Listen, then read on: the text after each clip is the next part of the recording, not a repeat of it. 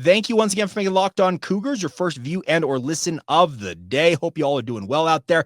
Another reminder for you guys, if you have not done so already, join the Locked On Cougars Insider Group. It's a great way to get the inside scoop on all things BYU that I am hearing about, and also have one-on-one conversations with myself. If that's something you would like to do, join us today. It's the links in the show notes below. Whether you're watching and or listening to this, all you got to do is click that hyperlink.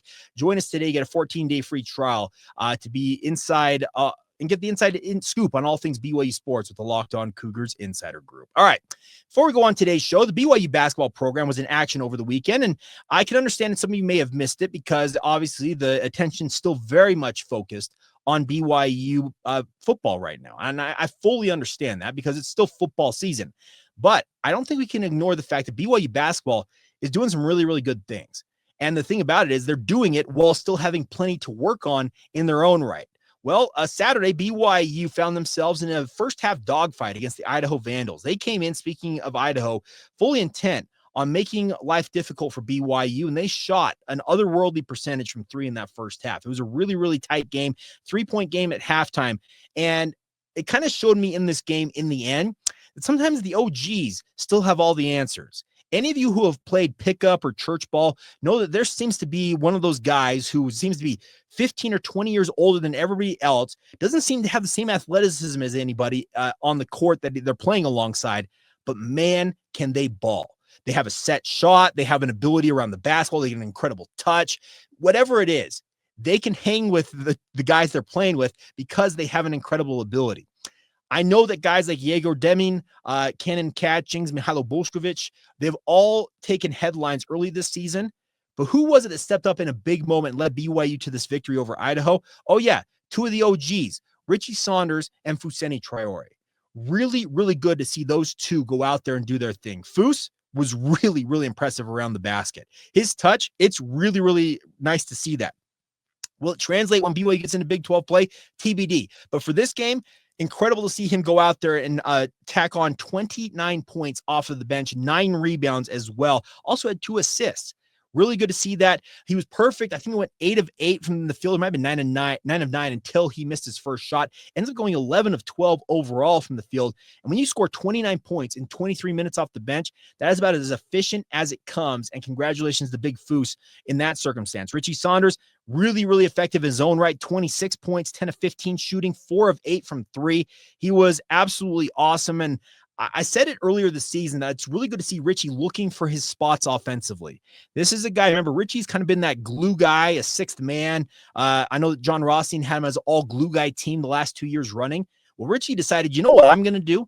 I'm going to take a leading role. I'm going to kind of emerge from the shadows. And yeah, that glue guy stuff, it still is there for Richie. But him putting up 26 points, really, really good to see that because that shows that he has got an offensive prowess and ability that BYU needs in this circumstance.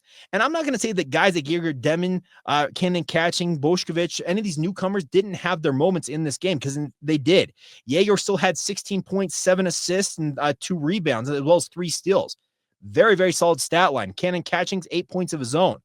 They all contributed in a big way as BYU pulled away in the second half for a 95-71 win. That's a very strong win for BYU considering the circumstance they found themselves in at the end of the first half. The crazy thing about this is that Idaho still shot an incredible percentage from 3. They were 12 of 21 in this game. UC Riverside and Idaho have shot really, really well against BYU. And the good news is BYU's defense is not operating at peak efficiency right now. The peel and switch that Will Voigt has installed in BYU, it's a really, really good defense when everybody's on the same page. But right now, there are lulls for BYU in terms of being on the same page defensively, and it's cost them in some of these games.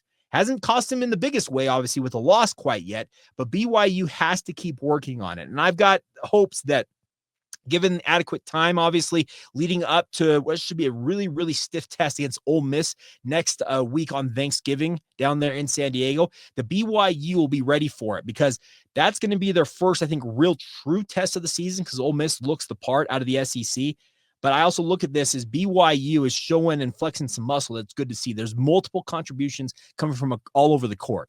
Now, The downer note of this game was the fact that Keba Keita was helped off of the court after suffering a lower leg injury. I'm not 100% certain if it was ankle or foot related, but he was helped off the court. And in talking with some BYU people at the BYU football game later that night, the early reports were that BYU still evaluating things, but he was going to miss some time. There's just zero doubt about the fact that he's going to sit out for a little bit. And that's disappointing because Keba, I think BYU needs him if they want to have the success they hope to have this season, especially when it comes to the Big 12. He is an incredible athlete. He plays much bigger than his listed 6'9" just due to his athleticism. And losing him for any significant degree of time into the Big 12 slate, that'd be a really, really tough thing for BYU to absorb, because the biggest thing I was concerned about coming into the season in terms of the depth for this squad, I wasn't worried about the guard line. Wasn't really worried about the wing. I was worried about the front court. When it's Keba Keita, Foussenyi, Traore, that's kind of your two guys that are your main two big men. You need to have some other options emerge. And maybe Mihailo Bošković can show some more interior presence than he has showed already, but he's a 6'11", more wing type player, a stretch four. You're going to need him to step up and help out in that circumstance, because losing Keba Keita, it cannot be overstated how much of a blow that is for BYU. I'm hopeful that they will find a way to work around it, because you have to. You simply got it. I think that moves Foussenyi, Traore obviously into the starting lineup here. And like I said, you have to have a guy like Mihailo Bošković step up. You look at Max Triplett now, the walk-on big man from Snow College. He's 6'9", 210 pounds. He can offer at least some interior presence. But my overall takeaway is hurry back, Keba. BYU needs you on the court, and any significant lost time is going to hurt BYU. And it's not a good time for him to lose him, obviously, because you're going to go into, I think, two really, really tough games down there in San Diego against currently 25th ranked Ole Miss. And then we'll see what the other side of that bracket ends up with. And then, oh, by the way, following that, you go to Providence in that Big 12 Big East challenge. So, yeah, you have one game this week against Mississippi Valley State that you will absolutely steamroll, because the Delta Devils, no offense to them, they're just not the opposition that is going to threaten BYU. But the 3 games beyond that, you got to be ready for it. And if Keba Keita is back on the court as soon as BYU takes on Ole Miss on Thanksgiving, it's afternoon, so it's 3:30 p.m. Mountain Time on FS1, that would be a major win to get him back as quick as that. But watching how that injury ultimately unfolded, I've got my concerns that he may miss longer than that. And I would currently say that the target date for his return, in my mind, is December 31st against Arizona State when you kick off Big 12 play.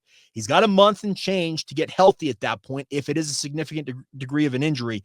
But hopefully he's back before that. But that's what I'm currently anticipating. You're probably going to miss the rest of the non-conference slate, but the hope is that come December 31st, when you tip it off against Arizona State in Big 12 play, you have him back on the court, and hopefully that's enough time for him to get back in action for the BYU Cougars.